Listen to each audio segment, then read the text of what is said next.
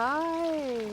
Oh my gosh, it's video 12. I can't believe 12 videos have been done already, and I'm so happy to have done this. And I'm actually going to turn this into a little mini training with worksheets and also live webinars. So I've got inspiration now. This is going to be an amazing course, and perhaps somebody's watching it now in the future where it's already become a course. So thank you, everybody. The encouragement has lifted me, has grown me, has nourished me, has enlivened me in phenomenal ways where I was still shy to share in videos. And so now that's being activated, and it is now going to be a constant part of my life now, which is great. So thank you, Dean, for having made that challenge, and I thank my past self for taking you up on that challenge. So today, on day 12, I'm going to talk about one of the mother of all triggers that is pretty common. I think everybody has it to different degrees, and it's the trigger of rejection. That was huge for me. For me, that was my ultimate Achilles tendon. I didn't want to do anything that would make me rejected. So I would become like a chameleon and adapt to every environment, to every group, to every place that I ever was, because I did not want to risk not being liked. My mother left when I was 7. My sister had that horse accident. She was in a coma for several months. When she came out, she had to learn how to walk, talk, eat right, everything all over, and she has her traumas. God bless her. And she passed away 3 years ago.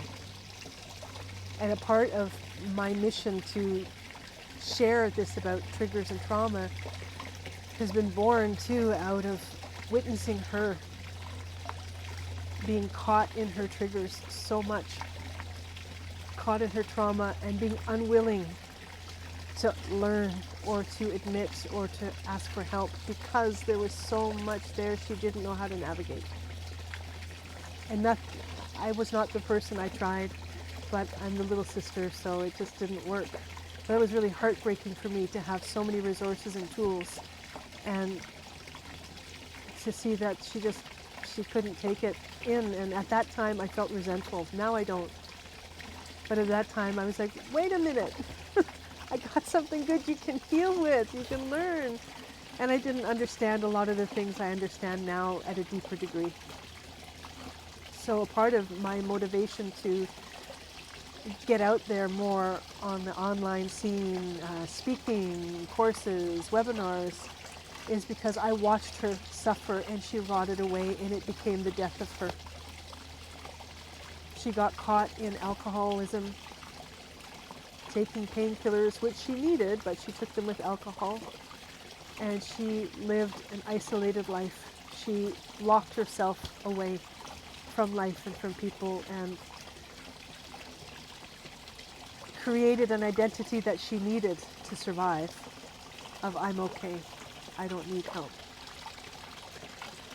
And a part of that is the era when we grew up. When we grew up, people were like, trauma? Well, you just get on with it. You just go on. Doesn't matter, right? So when I was in school, nobody acknowledged I had just lost everything and I was traumatized and I couldn't focus. Instead of seeing that and, helping me understand, I was put in special education classes and traumatized and bullied and teased and rejected, right? So the theme here is rejection. And I know my sister, she went through a rejection wound because after the accident, she had a little bit of a limp. It wasn't much of a limp, but it was enough of a limp that it was noticeable and it made her uncomfortable. And she lost a lot of friends. She was just a teenager. She was 12 going on 13. Horrible time for something like that to happen. And so she also had, like me, serious rejection triggers and wounds, and hers even deeper. And because of that physical challenge and that fear of rejection and feeling like she could never amount to anything, she was an incredible artist. She could paint an animal and you felt the essence of the animal. She was a very spiritual person too. But her spirituality turned into delusionalism. And that's what happens when we don't take care of our traumas and our triggers. then we compensate that with creating psychosis, creating imaginary realities. There's truth in them, but we amplify them so much, we blow up the light so much that we don't see our own shadow. And this is what happened to her, and she passed away 3 years ago now. And I realized already then, but stronger recently, because I've been grieving, and I lost my mother just 2 years ago, a year and a half ago. So I've been processing a lot, and both were very challenged relationships. And both of them, I had my own rejection issues with them too, feeling rejected. Right? Because when my sister came back from her accident, she was not the same person. But even before that, she was always, bullying me too, and she was kind of mean. She was never happy I was born because I took some of the attention, and that's a normal thing that happens when, somebody's been the only child and then many years later a new child comes in. So I understand all that now, but the little girl I was didn't. And so that set me up, all of those circumstances set me up to fear being rejected. That was like life or death. And I shared in one of the other videos where I was with the CRA, that I had this belief that if I do something wrong, even the littlest thing is going to get me in trouble, or I'm going to get rejected, right? So years and years and years of work. It took a lot, because that was like, one of those wounds and those triggers, it's like a tubular plant, right? You cut off the head, and even if you dig in deep, but you still don't get it, there's still a little bit there, and it'll grow back, and it'll grow back, and then you try to get it again. But that little piece, it takes time before you actually become a masterful gardener enough of your own soul and your own being, that you are able to get in there and grab even that last little piece so that it no longer impacts. So it's a really tough one. And it's tough because it's based with our survival. Belonging is our survival. Feeling significant and loved is a part of our primal survival, which is why the rejection trigger is so intense. So I went through my life, I was rejected so much. I mean, I was always different too. So like at age 13, I was reading Joseph Campbell and As a Man Thinketh and studying world religions, because I always had a spiritual connection and calling. I was trying to name and identify and understand, what is this I'm feeling? And I know that there's more than what this world is showing me, right? So that made me an outsider already, and then from 19, 20, in my 20s and 30s, especially my 20s, I was already into aromatherapy. I was learning tarot, dowsing, healing, psychosomatics, affirmations, and at that time, that was not happening. That was like a really weird local kind of thing. People would hear that, say, "You're kind of weird. You're delusional. You're not living in this world. You're a dreamer." But that's not true, and all that stuff. So I had to endure that because my inner being told me those things were true, and I endured those. I earned my stripes in the era when all of this was not accepted. And even in my 30s when I came here to Canada, and then I was struggling with my identity. Who am I here in this psychology of people in North America? And I'm North American. I thought I was going to come home and, yay, I'm home. And I found out I was more European now than I was Canadian, and so I had my hard time fitting in, so I had a lot of rejection there too. And then I had rejection this is the situation where I'm going to share, where I finally broke free.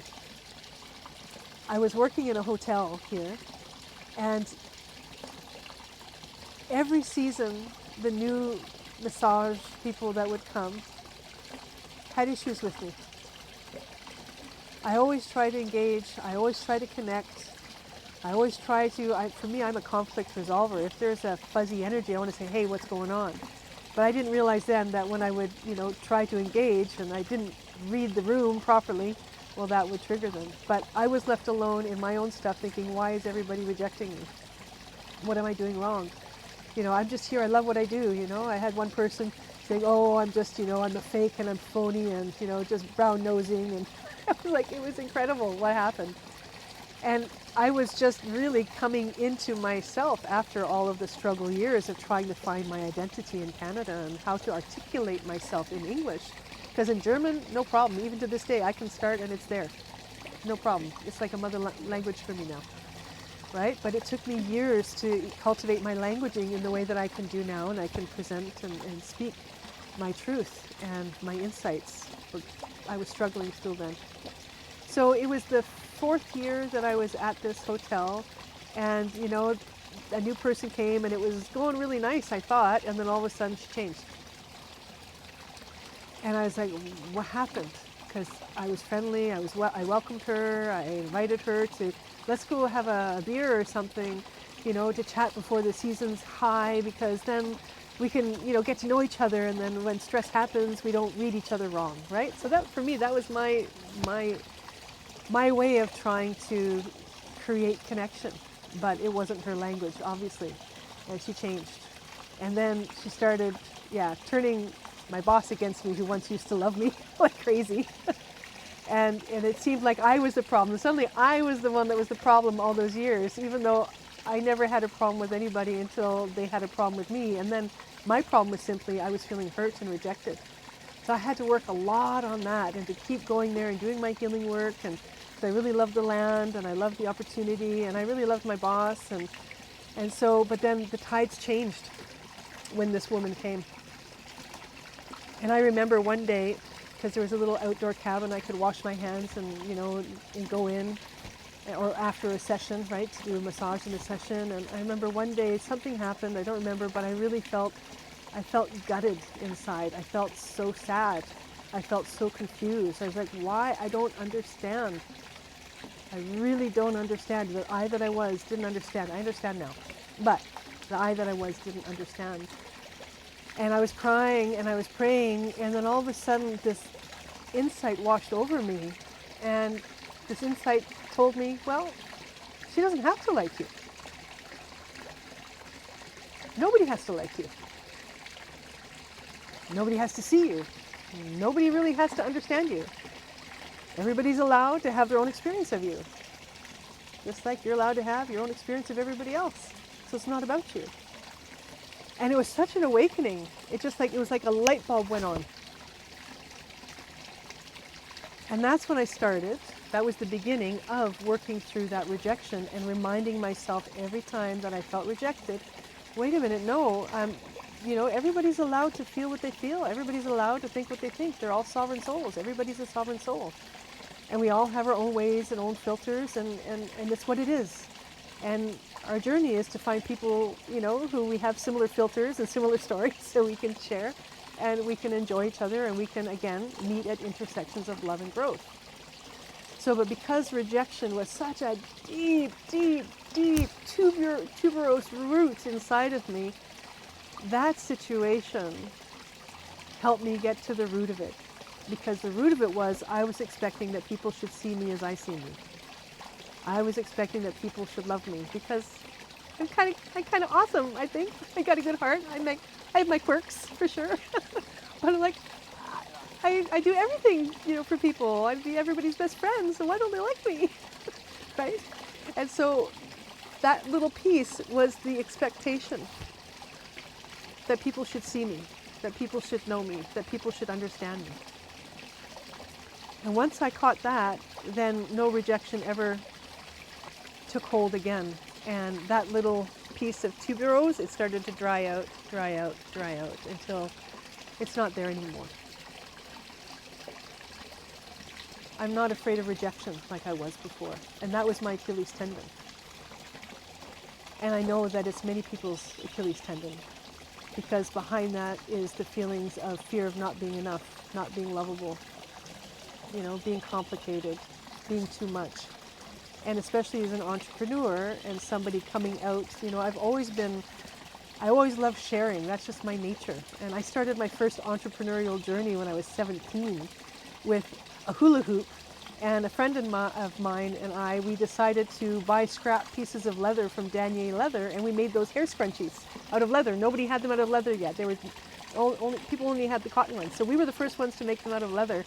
And instead of having to get a sales permit, we were able to sell it on a person. So we had them on hula hoops, and we'd hang out downtown on the weekend, and we'd sell them in the eating areas, right, where people go for dinner.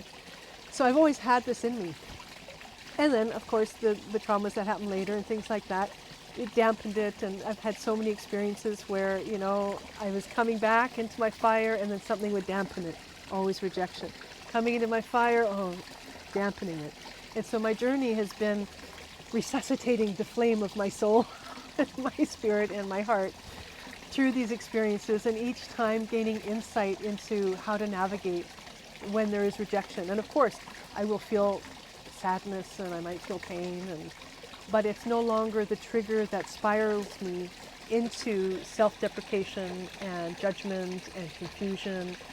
I can feel, because it always hurts, you know, when somebody doesn't see me, or, you know, or I feel like I'm trying to make a connection and it doesn't work, and it's always sad for me.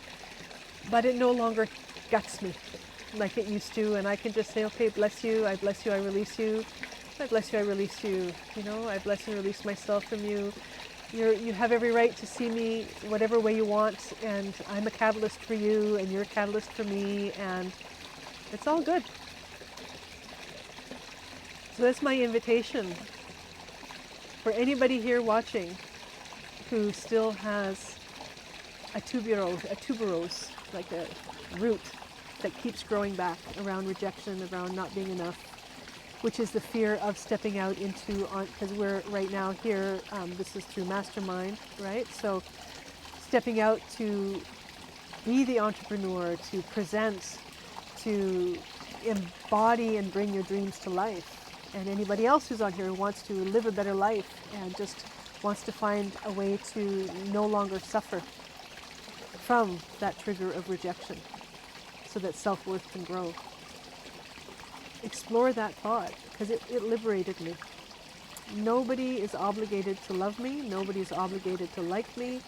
Nobody is obligated to understand me. It's beautiful when they do, but nobody's obligated. And that set me free, and that's what I found sets my clients free. And it's just a surrender of letting what is, because we are in a world of contrast and duality, and we're not going to be everybody's cup of tea, just like many people aren't my cup of tea. That's okay. It doesn't have to be something, you know, dramatic or aggressive or anything. It's just like, okay, that's a piece of information, it's feedback, we just don't click, and that's okay. Right? So, but it took me going through all those lifetime different rejections and other rejections of, you know, from boyfriends and workplaces and other workplaces. So rejection was my magnetism, because that was my starting point in life. So understanding that too. That wound started in my childhood, and because I never had the feeling of really feeling seen, heard, and loved completely. So I carried that through. So nothing happened in my life to wash that clean before I grew into adulthood. So then I carried it into adulthood and kept attracting exactly the right persons and the right situations to activate and catalyze that rejection wound. And the reasons that we keep attracting those people, it's not for punishment, it's because we can only heal a trigger in the trigger. We can't heal it from philosophizing about it outside of the trigger. So we need a playing partner that's bringing us into that inferno, into that trigger, so we can find our truth and we can find our power and finally change it.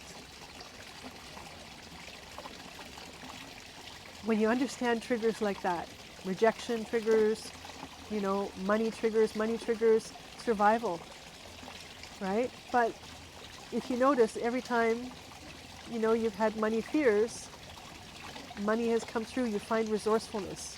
You know, it's about being resourceful.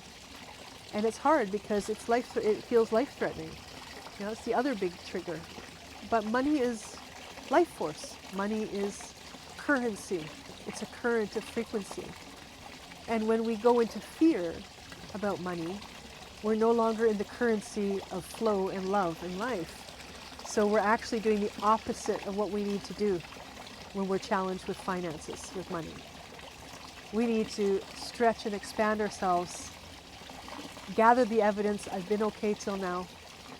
I will be okay because I can work, I can find ways, and I know that life supports me when I show up. And then when I align myself there, because I've had lots of money fears. I can tell you, I've been penniless so many times. Oh my goodness. And I've been teetering on the level, on the edge of bankruptcy many times, you know, and fortunately there's been support and help that has helped me come through. And my father has been one of those big helpers. And so thank you, Dad. I know you're going to be watching this, right? But he's also a messenger of life, right? And in the same ways, I love helping people when I can help, right? So money is about receiving and giving. It's that reciprocity, right? It's a flow. It's not a stagnant pond.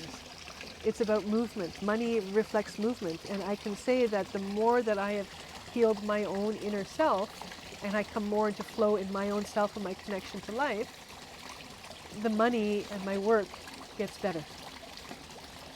So rejection fears, money fears. Breathe.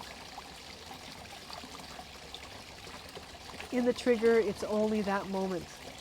But we need to guide ourselves through that moment so that we don't end up being in Dante's Inferno in our own self, just reliving and circulating in the fears of rejection, fear of money, you know, fear of not being enough, fear of failure, all of these things. We have to have that power to direct. And that's why mastering triggers is so important.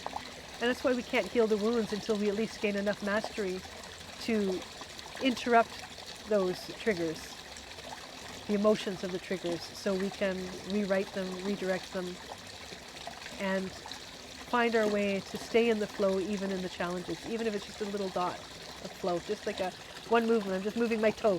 At least I'm moving my toe, I'm moving. And trusting that, you know, the laws of the universe, you know, when we're planting seeds, we will harvest as long as we're nourishing the seeds.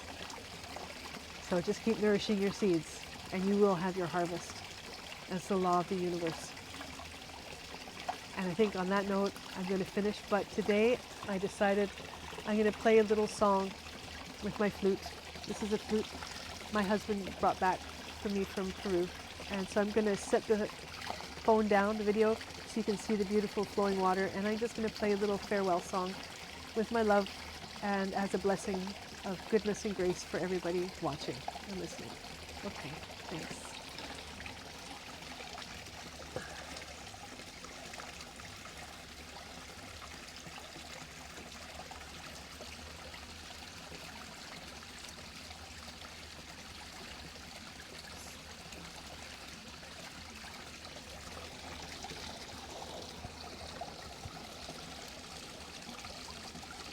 Oops, there we go. Can you see the bridge? Yeah, there you go. There we go.